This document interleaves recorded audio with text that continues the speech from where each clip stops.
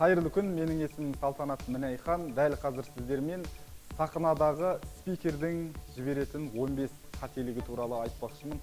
Бұл менің өн бойымнан өткен тәжірибе. 15 қателікті мен жасадым, түсіндім, соны сіздерге жеткізуді жөн көріп отырмын. Бірінші қателік – аудиторияны мұту. Аудиторияны мұту дегеніміз не?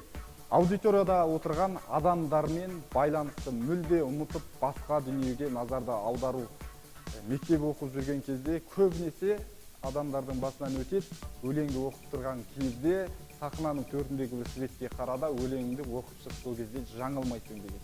Бұл дүниені көбінесе енді бастап жүрген спикерлер басынан өткізеді. Екінші қателік – аудиториямен байланыс жасамау. Аудиториямен байланыс жасамау дегеніміз не? Аудиторияда отырған адамдарға қарамау. Аудиторияда 500 адам отырсын, 5 адам отырсын, әр қайсысының көзіне қарап сөйлеу керек. Яғни аудиторияға сұрақ қою керек, көзбен сөйлесу керек, және де бір орында тұрмай жүріп, әрбір адамның қасына жақындап, сұрақ қойып, талқылап атқан тақырыпты тек өзің ғана айтпай, аудиторияда отырған адамдардың да тәжірибесімен байланыстырып, тақырыпты одан да ауқымды қылып аша түсуге болады. Үшінші қателік – құрғақ сөз, философия. Көптеген спикерлер құрғақ сөз, негізгі нақты инсайттарды бермей, белгілі тақырыптың төңірегінде философия айтып, өзінің пікірлерін айтып, аудиторияны жалықтырып жатады. Төртінші, өз сөзіне өзі күлу. Бұл өте керемет қателік.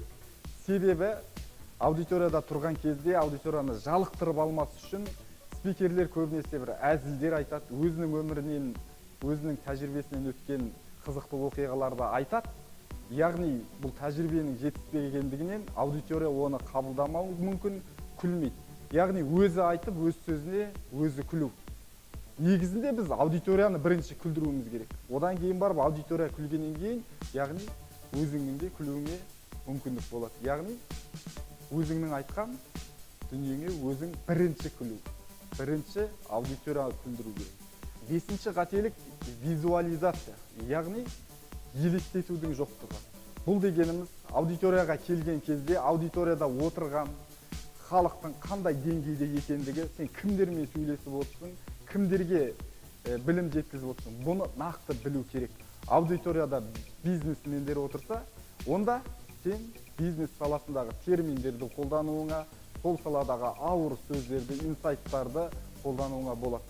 Егерде керісінше бизнеске енді келіп отырған аудиторияда төменгі деңгейдегі адамдар отырғандығын сезе алсаң, онда қарапайым тілмен, қара жаяу сөздермен өзіңнің идеяңды жеткізуің керек. Яғни сенің айтып тұрған сөзің аудиторияға қарай жоғарғы, орташа, төменгі деңгей болып бөлінуі міндет. Келесі қателік. Ең кең таралған қателіктер, алтыншы қателік – қолды дұрыс пайдаланбау. Яғни көптеген спикерлер қолын шеттен тыс шошаңдатады, немесе мүлдем қолын қолданбайды. Осы екі қателік. Бұл жерде менің жалпы тәжірибемнен айтатыным спикерлердің дене бітіміне байланысты. Егер сіз дене бітіміңіз арық болатын болса, қолыңызды көбінесе жабық күйде ұстау керек. Мысалы, менің алақанымдағы осы 5 бармағым, егер арық адам болатын болса, көбінесе қолды жабық ұстаған дұрыс. Өзің арық бола тұрып, саусағыңды шошаңдатып, қолыңды былай айтқанда жиі ербеңдету, бұл аудиторияға кері әсерін тигізеді. Себебі өзің арықсың, және де өзіңнің арық саусағыңмен, арық қолыңмен шошаңдатып тұру, бұл ерсі көрінеді. Ал денелі адамдарға, дене сложениесі жақсы азаматтарға, азаматшаларға қолын көбінесе ашып ұстағандығы абзал. Бұл да аудиторияны басқаруға, аудиторияны өзіңе тартып алуға үлкен қызмет жасайды. Жетінші қателік бал-бал тас деп аталады. Яғни бір орында қатып тұру. Бір орында қатып тұрып, өзіңнің идеяңды, өзіңнің былай айтқанда сөздеріңді жеткізу. Бұл да аудиторияны тез ұйықтатып, жалықтырып жібереді. Бір орында тұрмай, талқылап жатқан сөзіңе былай айтқан кезде жасанды емес, табиғи, ары-бері жүріп тұрып ойыңды жеткізу, аудиторияның арасына кіріп кету. Бұл дегеніміз не?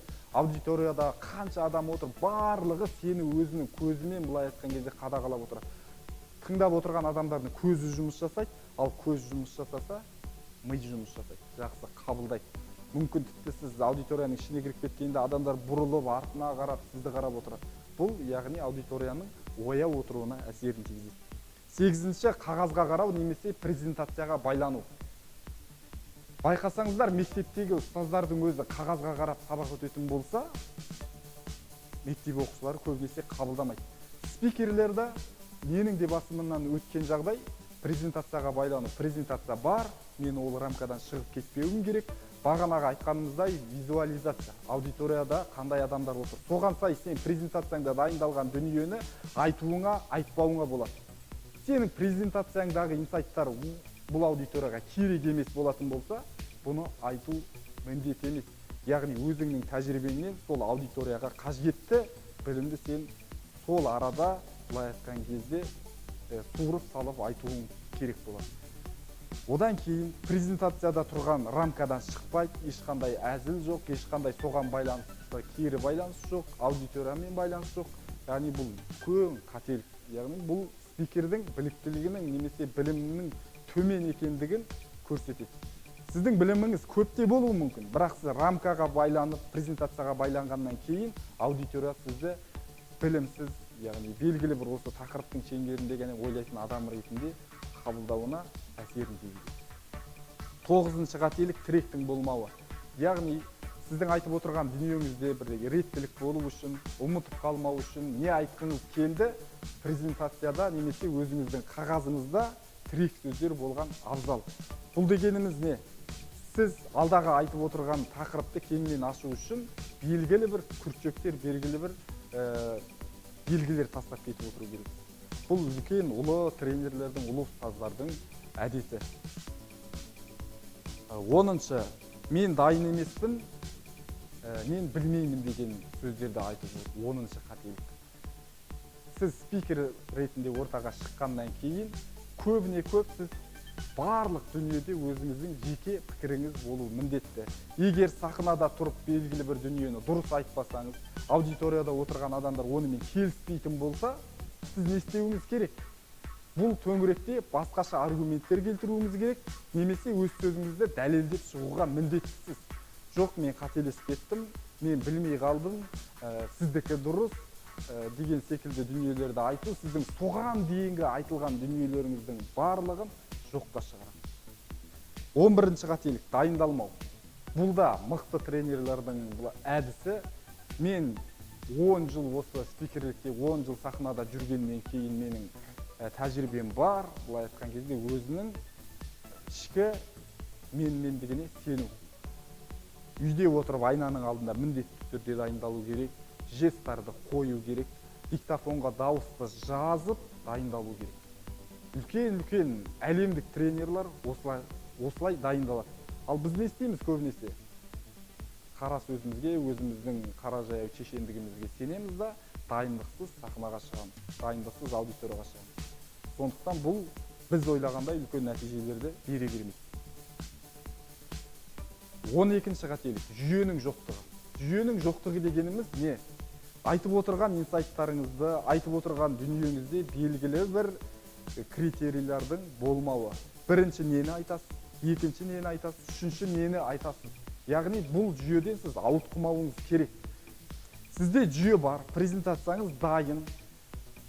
Барлығын жүйемен айтып шығуыңызға болады. Бірақ көп жағдайда олай бола бермейді. Себебі аудиторияда белгілі бір жағдайлар болады. Сізге импровизация міндетті түрде керек болады. Сіздің презентацияңызды, сіздің ойыңызды халық міндетті түрде бөлетін болады. Түрлі жағдайлар болады. Сол кезде сіз сол табан астында туған дүниені шештіңіз, сол төңіректе сөйледіңіз, сұрақтарға жауап бердіңіз. Сіз алдында нені айттыңыз, енді келесіде нені айтам. Яғни соған сіз дайын болу керексіз.